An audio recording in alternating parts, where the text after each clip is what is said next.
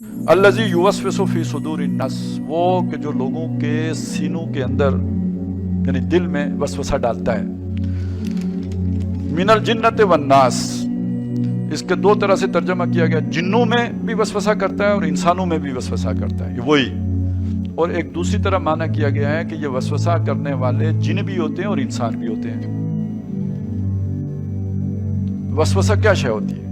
آپ کو ایک خیال آیا جس نے کسی بھی معاملے میں آپ کو جس پر آپ بڑے مضبوط تھے، آپ کا کنوکشن، آپ کا اس پہ فیتھ بڑا مضبوط تھا، آپ کے اندر اس کے بارے میں کوئی ڈاؤٹ کریٹ کر دیا. ایک خیال اس نے ڈاؤٹ کریٹ کر دیا. یہ خیال خود سے آیا، آپ کو لگا خود سے آیا ہے، نہیں، یہ پیچھے سے شیطان نے ڈالا ہے. لیکن وہ ڈاؤٹ اس نے میرے اندر کریٹ کیا ہے، مجھے ڈاؤٹ ہو گیا ہے. جب میں آپ سے کروں گا تو وہ ڈاؤٹ آپ کو منتقل نہیں کروں گا. تو پھر جن بھی کرتے ہیں وسوسہ تو انسانوں نے بھی کیا نا وسوسہ. یہ میں نے کیوں ذرا تھوڑا سا آپ کو متنبہ کیا ہے. کچھ لوگ ایسے ہوتے ہیں کہ ہو سکتا ہے کہ انہوں نے کوئی ایسی ذکر کیا ہو، ایسی دعا پڑھی ہو کہ ان پر جن نہ اثر انداز ہو سکے، لیکن انسان کا اثر ہو جائے گا اس کے اوپر. تو اب جن نے انڈائریکٹ راستہ اختیار کیا ہے، وہ انسان میں اس نے وسوسہ ڈالا، اس انسان نے جا کے اس دوسرے اس کا ہدف کو جو ہے اچیو کر کے دے دیا اسے. اب اسے سورہ انعام پہ لے جائیں. کذالک جعلنا لکل نبی عدوا شیاطین الجن والانس یوحی بعضهم الی بعض زخرف القول غرورا. اسی طرح ہم نے ہر نبی کے دشمن کھڑے کر دیے، وہ جن بھی ہوتے تھے اور انسان بھی ہوتے تھے. وہ جن ان اپنے انسان دوستوں کی طرف جو نبی کے دشمن ہوتے تھے وہی کرتے تھے زخرف القول غرورا، بڑی چکنی چپڑی باتیں، بڑی دل ربا باتیں. ہوتا دھوکہ تھا، فضول وسوسہ ہوتا تھا، لیکن ان کی ظاہری شکل بڑی خوبصورت ہوتی تھی تاکہ ان باتوں کی طرف مائل ہو جائیں ان لوگوں کے دل کے جو آخرت پر ایمان نہیں رکھتے. تو انسانوں میں سے ان دانشوروں کو پہچانیے جو کاؤنٹر نیریٹو کا وسوسہ لے کے آتے ہیں. آئی سمجھ میری بات؟ نیریٹو یہ ہے، ہم نے قرآن مجید جہاں تک جو پہنچایا ہے، نیریٹو سامنے آ گیا نا، اس پر یقین ہمیں ہونا چاہیے قرآن کی روشنی میں. اور آپ جا کے کاؤنٹر نیریٹو دیکھ لیجئے، وہ قرآن کی بنیاد پر نہیں ہوگا، وہ کہانت کی بنیاد پر ہوگا. بس یہ بات ہے. اور اس کو پلے باندھ لیجئے کہ یہ وسوسہ جو ہوتا ہے یہ صرف جن ہی نہیں کرتے، یہ انسان بھی کرتے ہیں. اور یہ وسوسہ کوئی صرف ایک چھوٹا سا خیال پیدا کرنا نہیں، یہ پورا فلسفہ پیدا کرنا بھی ہو سکتا ہے. مزین کر کے، خوبصورت بنا کے، بہترین الفاظ میں، لکھنوی اسلوب میں، اور جو ہے نا وہ دھلی ہوئی زبان میں، اعلیٰ اخلاق پہ، جیسے کہ شیطان نے آ کے آدم علیہ السلام کے سامنے فضلہما بغرور، دونوں میاں بیوی کو دھوکے کے دلائل دے کے قائل کر لیا کہ دانا کھا لو. تو اللہ تعالیٰ سے اس کی بھی دعا مانگیے، ان صورتوں کو بھی کثرت سے جو ہے اپنے اس میں شامل کیجئے معمولات میں، تاکہ جو چیز سمجھ میں آئی ہے شیطان اپنے وساوس سے اس سے محروم نہ کر دے. من شر الوسواس الخناس، اس وسوسہ کرنے والے خناس کی جو پیچھے چھپ جاتا ہے. الذی یوسوس فی صدور الناس، جو لوگوں کے سینوں میں وسوسہ اندازی کرتا ہے، اس کے شر سے پناہ مانگتا ہوں. یہ جو شیطان لعین ہے جس کے بارے میں آتا ہے ان الشیطان یجری من الانسان مجری الدم، حضور کی حدیث ہے. یہ شیطان تو اس طریقے سے انسان کے وجود میں سرایت کر جاتا ہے جیسے کہ خون سرایت کر رہا ہے. یہ شیطان جو ہے، اور یہ آپ وہ بھی پڑھ چکے ہیں، وَلَقَدْ خَلَقْنَا الْإِنسَانَ وَنَعْلَمُ مَا تُوَسْوِسُ بِهِ نَفْسُهُ، ہم نے انسان کو بنایا، ہم جانتے ہیں کہ اس کا نفس امارہ جو ہے، اڈ اور لیبیڈو، اس کو اندر کیا وسوسہ اندازی کرتا رہتا ہے. تو شیطان کو بھی کوئی اور اختیار حاصل نہیں ہے. ہمارے اپنے سفلی داعیات، ہمارے جو اینیمل انسٹنکٹس ہیں، ہماری جو خواہشات ہیں، شہوات ہیں، ان کو وہ بھڑکاتا ہے. اس کے لیے حدیث میں آتا ہے کہ اس کی تھوتنی جو ہے وہ زمین جو وہ دل کے اوپر ٹکا کر پھونکے مارنی شروع کرتا ہے تاکہ وہ شہوت میں اشتعال پیدا ہو جائے اور سفلی جذبات میں اشتعال پیدا ہو جائے، جس کی اس کو اللہ تعالیٰ نے طاقت دی ہے. یہ ہے وسوسہ، وسواس الخناس. اور خناس کیوں کہا؟ اگر آپ ذکر کریں گے لا حول ولا قوت الا باللہ، فوراً بھاگ جائے گا. تو ذکر سے جب دل خالی ہوتا ہے، دل میں اگر اللہ کی یاد نہیں ہے تو شیطان آئے گا، تھوتنی ٹکائے گا اور پھونکے مارے گا. یہ چونکہ شیطان کی یہ ساری ترکیب انسان پر اثر انداز ہوتی ہے اس کے اپنے نفس کے وساطت سے، اندر سے. لہذا اس کے لیے یہ علیحدہ صورت جو ہے وہ قائم کر دی، قل اعوذ برب الناس ملک الناس الہ الناس من شر الوسواس الخناس الذی یوسوس فی صدور الناس من الجنۃ والناس، خواہ وہ جنوں میں سے ہو یا انسانوں میں سے، ان میں وہ وسوسہ اندازی کرتا ہے۔ اس وسوسہ ڈالنے والے کے شر سے جو بار بار پلٹ کر آتا ہے، جو لوگوں کے دلوں میں وسوسے ڈالتا ہے، خواہ وہ جنوں میں سے ہو یا انسانوں میں سے، پلٹ کر آتا ہے۔ اصل میں وسواس الخناس یہ الفاظ استعمال ہوئے ہیں۔ وسواس کے معنی ہیں بار بار وسوسہ ڈالنے والا، اور وسوسے کے معنی ہیں پے در پے ایسے طریقے یا طریقوں سے کسی کے دل میں کوئی بری بات ڈالنا کہ جس کے دل میں وہ ڈالی جا رہی ہو اسے یہ محسوس نہ ہو سکے کہ وسوسہ انداز اس کے دل میں ایک بری بات ڈال رہا ہے۔ وسوسے کے لفظ میں خود تکرار کا مفہوم شامل ہے، جیسے زلزلہ میں حرکت کی تکرار کا مفہوم شامل ہے۔ چونکہ انسان صرف ایک دفعہ بہکانے سے نہیں بہکتا بلکہ اسے بہکانے کی پے در پے کوشش کرنی ہوتی ہے، اس لیے ایسی کوشش کو وسوسہ اور کوشش کرنے والے کو وسواس کہا جاتا ہے۔ رہا لفظ خناس تو یہ خنوس سے ہے، جس کے معنی ظاہر ہونے کے بعد چھپنے یا آنے کے بعد پیچھے ہٹ جانے کے ہیں، اور خناس چونکہ مبالغے کا صیغہ ہے اس لیے اس کے معنی یہ فعل بکثرت کرنے والے کے ہوئے۔ اب یہ ظاہر بات ہے کہ وسوسہ ڈالنے والے کو بار بار وسوسہ اندازی کے لیے آدمی کے پاس آنا پڑتا ہے، اور ساتھ ساتھ جب اسے خناس بھی کہا گیا تو دونوں الفاظ کے ملنے سے خود بخود یہ مفہوم پیدا ہو گیا کہ وسوسہ ڈال ڈال کر وہ پیچھے ہٹ جاتا ہے اور پھر پے در پے وسوسہ اندازی کے لیے پلٹ کر آتا ہے۔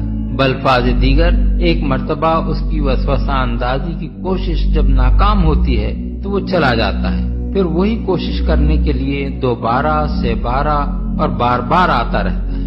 وسواس الخناس کا مطلب سمجھ لینے کے بعد اب اس بات پر غور کرنا چاہیے کہ اس کے شر سے پناہ مانگنے کا مطلب کیا ہے۔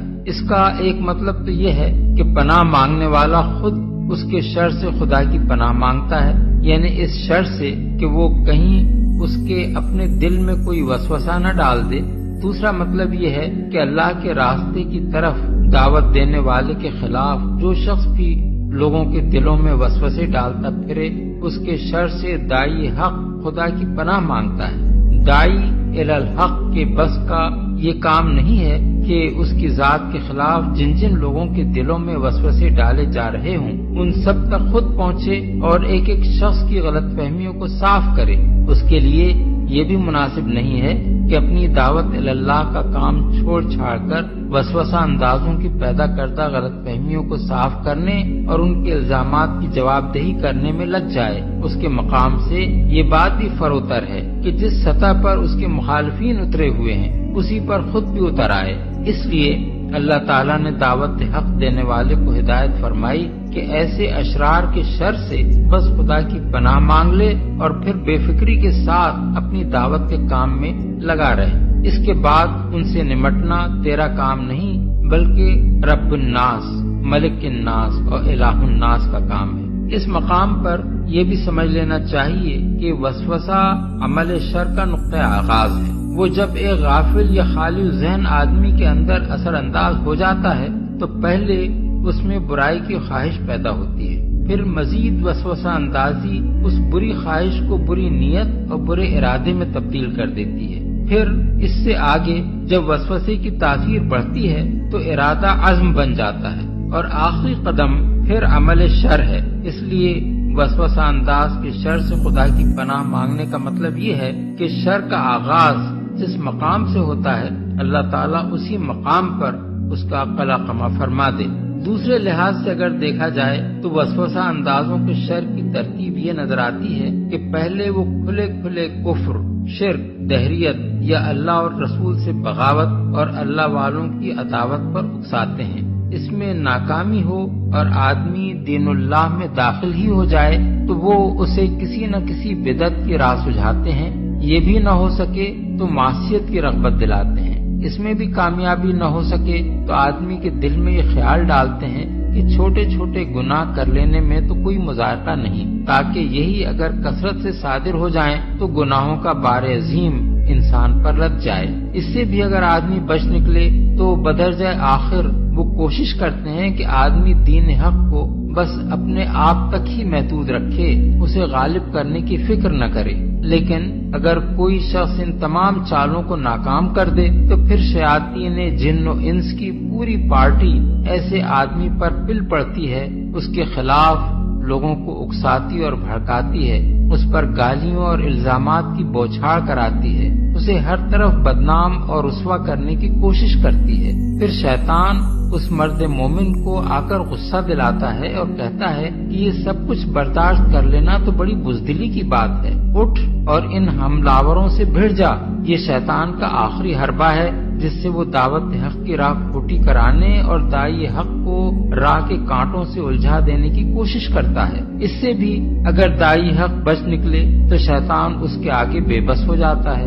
یہی وہ چیز ہے جس کے متعلق قرآن مجید میں ارشاد ہوا ہے وَإِمَّا يَنزَغَنَّكَ مِنَ الشَّيْطَانِ نَزْغٌ فَاسْتَعِذْ بِاللَّهِ، یعنی اور اگر شیطان کی طرف سے تمہیں کوئی اکساہٹ محسوس ہو تو اللہ کی پناہ مانگو۔ سورہ الاعراف آیت 200، سورہ حامیم السجدہ آیت 36۔ وَقُلْ رَبِّ أَعُوذُ بِكَ مِنْ ہَمَزَاتِ الشَّيَاطِينِ، یعنی کہو میرے پروردگار میں شیاطین کی اکساہٹوں سے تیری پناہ مانگتا ہوں۔ سورہ المومنون آیت 97۔ ان الذین اتقوا اذا مسهم طائف من الشیطان تذکروا فاذا هم مبصرون، یعنی جو لوگ پرہیزگار ہیں ان کا حال تو یہ ہوتا ہے کہ کبھی شیطان کے اثر سے کوئی برا خیال انہیں چھو بھی جائے تو وہ فوراً چونک جاتے ہیں اور پھر انہیں صحیح راستہ صاف نظر آنے لگتا ہے۔ سورہ الاعراف آیت 201۔ اور اسی بنا پر جو لوگ شیطان کے اس آخری حربے سے بچ نکلیں ان کے بارے میں اللہ تعالیٰ کا ارشاد ہے وما يلقاها الا ذو حظ عظیم، یعنی یہ چیز بڑے نصیبے والے کے سوا کسی کو حاصل نہیں ہوتی۔ سورہ حامیم السجدہ آیت 35۔ اس سلسلے میں ایک بات اور بھی نگاہ میں رہنی چاہیے، وہ یہ کہ انسان کے دل میں وسوسہ اندازی صرف باہر سے شیاطین جن و انس ہی نہیں کرتے بلکہ اندر سے خود انسان کا اپنا نفس بھی کرتا ہے۔ اس کے اپنے غلط نظریات اس کی عقل کو گمراہ کرتے ہیں، اس کی اپنی ناجائز اغراض و خواہشات اس کی قوت تمیز اور قوت ارادی اور قوت فیصلہ کو بدراہ کرتی ہیں، اور باہر کے شیاطین ہی نہیں، انسان کے اندر اس کے اپنی نفس کا شیطان بھی اس کو بہکاتا ہے۔ یہی بات ہے جو قرآن میں ایک جگہ فرمائی گئی ہے کہ وَنَعْلَمُ مَا تُوَسْوِسُ بِهِ نَفْسُهُ، سورہ قاف آیت 16، یعنی اور ہم اس کے اپنے نفس سے ابھرنے والے وسوسوں کو جانتے ہیں۔ اسی بنا پر رسول اللہ صلی اللہ علیہ وسلم نے اپنے مشہور خطبہ مسنونہ میں فرمایا ہے نعوذ باللہ من شرور انفسنا، یعنی ہم اللہ کی پناہ مانگتے ہیں اپنے نفس کی شرارتوں سے یا انسانوں میں سے۔ بعض اہل علم کے نزدیک ان الفاظ کا مطلب یہ ہے کہ وسوسہ ڈالنے والا دو قسم کے لوگوں کے دلوں میں وسوسہ ڈالتا ہے، ایک جن، دوسرے انسان۔ اس بات کو اگر تسلیم کیا جائے تو لفظ ناس کا اطلاق جن اور انسان دونوں پر ہوگا۔